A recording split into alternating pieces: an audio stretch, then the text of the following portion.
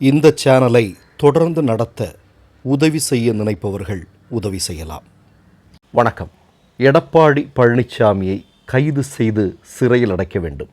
ஏனென்றால் எடப்பாடி பழனிசாமி ஒரு குற்றவாளி. இதோ அதற்கான ஆதாரம். இப்படி யார் சொல்லியிருக்கார் அப்படின்னா, மக்கள் நீதி மையத்தினுடைய தலைவரும் உலகத்தினுடைய மகத்தான கலைஞர்களில் ஒருவராக இருக்கக்கூடிய கமல்ஹாசன். எதற்காக அவர் சொல்லியிருக்கிறார்? உங்களுக்கு தெரியும், எடப்பாடியினுடைய ஆட்சி காலகட்டத்தில் சாத்தான்குளத்தில் ஒரு தாய், ஒரு தகப்பன், ஒரு மகன், 2 பேரையுமே காவல்துறை அடித்து சித்திரவதை செய்து கொலை செய்தார்கள். அந்த நேரத்தில் எடப்பாடியினுடைய ஆட்சி, நல்லா ஞாபகத்தில் வச்சுங்க. இப்போது எடப்பாடியிடம் இது தொடர்பான கேள்வி கேட்கப்படுகிறது. அப்போது எடப்பாடி சொன்ன பதில், மூச்சு திணறலால் இறந்திருக்கிறார்கள் 2 பேரும் என்று சொன்னார். இதே எடப்பாடி. அது மட்டுமல்ல, உங்களுக்கு நல்லா தெரியும், ஜூன் 22 நினைக்கிறேன், ஜூன் 22ஆம் தேதி தகப்பனார் இறந்து போகிறார், 23ஆம் தேதி மகன் இறந்து போகிறாங்க. இப்போது மருத்துவ சான்றிதழ் கொடுக்கப்படுகிறது. இவங்க எப்படி இருக்கிறாங்க, அதாவது இவங்க சித்திரவதைக்குள்ளாக்கப்பட்டு மருத்துவமனையில் அனுமதிக்கப்படும் போது மருத்துவர்களிடம் இவர்கள் குறித்த உடல்நிலை குறித்த சான்றிதழ் கேட்கப்படும் போது என்ன சொல்கிறாங்கன்னா, உடல்நிலை நல்ல ஆரோக்கியமாக இருக்குது, எந்த விதமான பிரச்சனையும் இல்லை என்றெல்லாம் கொடுக்கப்பட்டது. அப்போ இப்போ ஆட்சி யார் கையில் இருக்குது, நிர்வாகம் யார் கையில் இருக்குதுன்னு நல்லா பார்த்துக்கணும். நீங்கள் எடப்பாடியினுடைய கைகளில் இருக்கிறது. இந்த நேரத்தில் தான் இப்படிப்பட்ட சம்பவம் அரங்கேறியிருக்கிறது. இப்போது தீர்ப்பு வந்திருக்கிறது. சம்பந்தப்பட்ட காவல்துறை நபர்களுக்கு தூக்கு தண்டனை. இப்போ இந்த நேரத்தில் ரேவதி என்று சொல்லக்கூடிய அந்த பெண் போலீஸ் நபரை தமிழ்நாட்டு மக்கள் நன்றியோடு நினைவு கூறுகிறார்கள். ஏனென்றால் அவங்க மட்டும் சரியான வாக்குமூலம் கொடுக்காமல் இருந்திருந்தால் குற்றவாளிகள் தப்பித்திருக்கக்கூடும். இப்போ நான் இதை எதற்காக சொல்கிறேன் அப்படின்னா, மூச்சு திணறலால் இறந்தாங்க 2 பேரும் அப்படின்னு சொல்லக்கூடிய எடப்பாடி பழனிசாமி குற்றவாளி என்று கமல்ஹாசன் சொல்லியிருக்கிறார். சரிதானே? குற்றவாளி தான். ஏற்கனவே கொடநாடு விஷயத்தில் எடப்பாடியினுடைய பெயர் இருக்கிறது. உண்டா இல்லையா?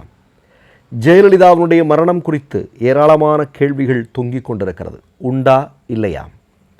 சரி, அப்போ எப்படிப்பட்ட ஒரு நபர் எடப்பாடி பழனிசாமி என்பதற்கு இது ஒரு உதாரணம். இன்னொரு உதாரணத்தை கூட சொல்லலாம். தூத்துக்குடியில் ஸ்டெர்லைட் ஆலைக்கு எதிராக போராடிய இடதுசாரி இயக்கத்தை சார்ந்த தோழர்கள் சுட்டுக்குருவி போல் எடப்பாடியினுடைய நிர்வாகத்தின் கீழ் இருக்கக்கூடிய அந்த காலகட்டத்தில் சுட்டு கொல்லப்பட்டார்கள். அங்கே இருக்கக்கூடிய மக்களும் சுட்டு கொல்லப்பட்டார்கள்.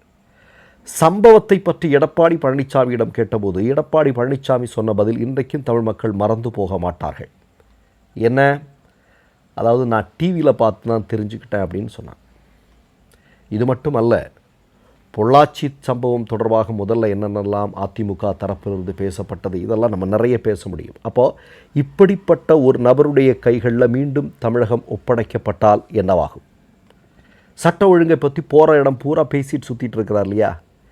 இவர் எப்படிப்பட்ட நபராக இருந்திருக்கிறார் அப்படிங்கிறதுக்கு இதெல்லாம் ஒரு சில உதாரணம். இப்போது சட்ட ஒழுங்கு மட்டுமல்ல, தமிழ்நாடு எடப்பாடியினுடைய கைகளில் சிக்கிக்கொண்டால், அல்லது எடப்பாடியும் மோடியினுடைய கூட்டணிகளுடைய கைகளில் சிக்கிக்கொண்டால் என்னவாகும்? இன்றைக்கி ஒரு செய்தியை சொல்கிறேன் நான். அதாவது, தொகுதி மறுவரை அப்படிங்கிற ஒரு விஷயம் நடக்குது இல்லையா? மக்கள் தொகையினுடைய அடிப்படையில் பாராளுமன்ற இடங்கள் கூடுதலாக்கப்படுகிறது.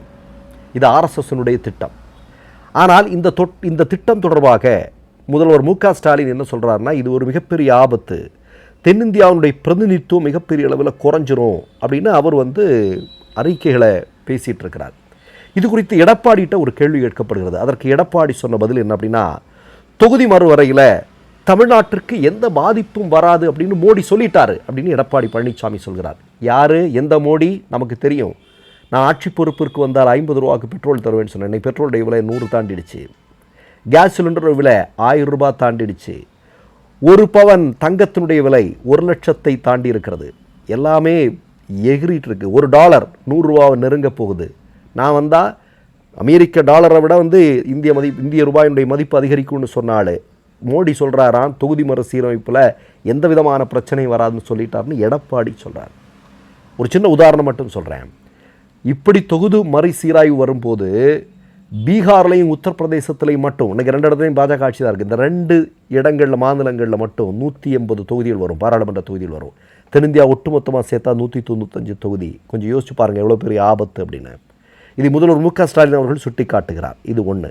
அடுத்ததாக என்ன, இன்றைக்கி ஒரு செய்தி வந்திருக்கிறது. என்ன, இவங்க கூட்டணியில் இருக்கக்கூடிய தினகரன் சொல்கிறார். என்ன சொல்கிறார்? அமித்ஷாவினுடைய முயற்சியினால் அதிமுகவினுடைய தொண்டர்கள் ஒருங்கிணைந்திருக்கிறார்கள், அதிமுகவினுடைய தலைவர்கள் ஒரு குடைக்கு கீழே ஒருங்கிணைந்திருக்கிறார்கள், இணைந்திருக்கிறார்கள் என்றெல்லாம் சொல்கிறார். எனக்கு தெரிந்து எம்ஜிஆர் அவர்கள் ஆரம்பித்த அந்த கட்சியினுடைய பெயர் அண்ணா திராவிட முன்னேற்றக் கழகம், மாறாக அமித்ஷா திராவிட முன்னேற்றக் கழகம் அல்ல. ஆனால் இன்றைக்கு அப்படி மாற்றி வைத்திருக்கிறார்கள் எடப்பாடி. அதாவது தன்னுடைய பதவிக்காக, தன்னுடைய நலனுக்காக எந்த எல்லைக்கு வேண்டுமானாலும் செல்வதற்கு எடப்பாடி தயாராக இருக்கிறார். அதான் நம்ம இந்த இடத்துல பார்க்க வேண்டும். இது எவ்வளோ பெரிய ஆபத்து அப்படிங்கிறத தமிழ்நாட்டு மக்கள் நன்றாக புரிந்து கொள்ள வேண்டும். இந்த கூட்டம் ஆட்சி பொறுப்பிற்கு வந்தால் என்னவாகும் முடிகிறது? ஏன்னா நீங்கள் அரசல் புரசலாகவே சில செய்திகள் வருது. கருத்து கணிப்புகள் திமுக கூட்டணி தான், அது 100, 170, 180 அப்படின்னு சொல்லிட்டு இருக்கிறாங்க. ஆனால் ஒரு பிஜேபி தலைவர் இன்னைக்கு காலையில் சொல்கிறார், மேற்கு வங்கத்திலும் தமிழ்நாட்டிலும் ஒரு மிகப்பெரிய மாற்றம் நடக்கப் போகிறது, ஒரு மிகப்பெரிய அளவிலான அதிர்ச்சி உங்களுக்கு காத்துட்ருக்குன்னுலாம் சொல்கிறாரு. நமக்கு பகீர்னு இருக்குது, பீதி கிளம்புது. ஏன்னா தேர்தல் ஆணையம் அவங்க கையில் இருக்குது இல்லையா? இதெல்லாம் வைத்து கடந்த காலங்களில் இந்தியாவுடைய பல்வேறு மாநிலங்களில் எப்படி ஆட்சியை பிடித்தார்கள், பாராளுமன்ற தேர்தல்களில் எப்படியெல்லாம் ஆட்சியை பிடித்தார்கள் என்பதற்கு ஏராளமான ஆதாரங்கள் இருக்கிறது. அதெல்லாம் நம்ம மறக்க முடியாது. இப்போ ஒரு பக்கம் நமக்கு இது இருக்குது. இப்போ இதையெல்லாம் மீறி தமிழ்நாட்டில் ஏதாவது ஒன்று நடந்துருச்சு அப்படின்னா இப்போ நம்ம ரொம்ப கவனமாக இருக்க வேண்டி இருக்கிறது. இந்த தேர்தலுங்கிறது எடப்பாடிக்கு வாழ்வா சாவா என்பது. எடப்பாடி முழுமையாக தமிழ்நாட்டு மக்களால் நிராகரிக்கப்பட்டார் என்று வைத்துக் கொள்ளுங்கள். இந்த கட்சி அவர் கையில் இருக்காது, எழுதி வைத்துக் கொள்ளுங்கள். இந்த கட்சியே இருக்காது. இந்த கட்சி அதிமுக என்று சொல்லக்கூடிய கட்சியே நீர்த்து போகும். பாஜக காத்து கொண்டிருக்கிறது. அடுத்த சட்டமன்ற தேர்தல், பாராளுமன்ற தேர்தல் அப்படிங்கிறது இருமுனை போட்டியாக கூட மாறுவதற்கான வாய்ப்பு உண்டு. அதை பாஜக செய்யும். ஏன்னா பல மாநிலங்கள் அது செஞ்சுருக்கு. அப்போ எப்படிப்பட்டவராக எடப்பாடி இருக்கிறார் அப்படிங்கிறதுக்கு ஒரு மிக முக்கியமான உதாரணம். இப்போ கமல் சொல்கிறதுல எவ்வளவு ஆழமான அந்த ஒரு முக்கியமான விஷயம். ஒரு முதல்வர் பொறுப்பில் இருக்கிறாரு, ஒரு மிகப்பெரிய கொலை நடக்குது, ஒரு சித்திரவதை செய்து ஒரு கொலை காவல்துறையே செய்கிறாங்க, அவ்வளோ பெரிய சிக்கல் வருது. இதை உடனடியாக எடப்பாடி அதை மூச்சு திணறல்னு சொல்லி அதை வேறு மாதிரி கொண்டு போகிறதுக்காக முயற்சி செய்கிறார் அப்படின்னா அவர் ஒரு மிகப்பெரிய குற்றவாளி அல்லவா, தண்டிக்கப்பட வேண்டியவர் அல்லவா?